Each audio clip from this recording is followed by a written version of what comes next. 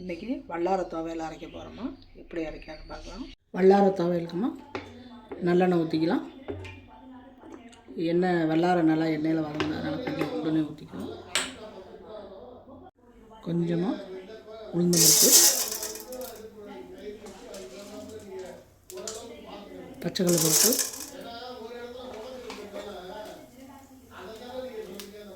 கொஞ்சம் சீரகம். இது நல்லா பொரிஞ்சு வரட்டுமா. இப்போ நேரம் மாறிடுச்சுமா பச்சை மிளகாய் போட்டுக்கணும்.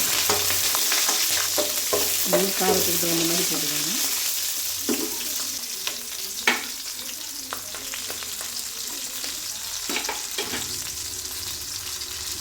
இஞ்சி பூண்டு சேர்த்துக்கணும். சின்ன வெங்காயம் ஒரு 10 கிட்ட சேர்த்துக்கணும். போட்டு இது நல்லா வதக்கிக்கணும். 2 தக்காளி சேர்த்துக்கணும். இதை நல்லா போட்டு வதக்கிக்கணும். தக்காளி வதங்கினா புளி சேர்த்துக்கலாம். புளி சேர்த்து இது நல்லா வதக்கிக்கலாம். கருவேப்பிலை கொத்தமல்லியாக சேர்த்துக்கலாம். சும்மா வாசனைக்காக வதங்கணும். லேசாக வதங்கினா போதும். வல்லாரையை சேர்த்துக்கலாம். இதையும் போட்டு நல்லா வதக்கிக்கலாம்.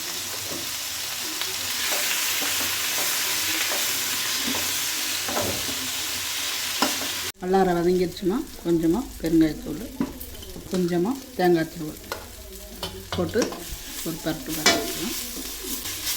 அவ்வளோதாம்மா, வல்லாரை வதங்கிடுச்சு. துவையல் அரைச்சி எடுத்துக்கலாம். வல்லாரை துவையல் ரெடி ஆகிடுச்சிங்க. வதக்கும்போது உப்பு போட மறந்துட்டேன். உப்பு சேர்த்துக்கேங்க. நாங்கள் அரைக்கும்போது சேர்த்துக்கிட்டேன்.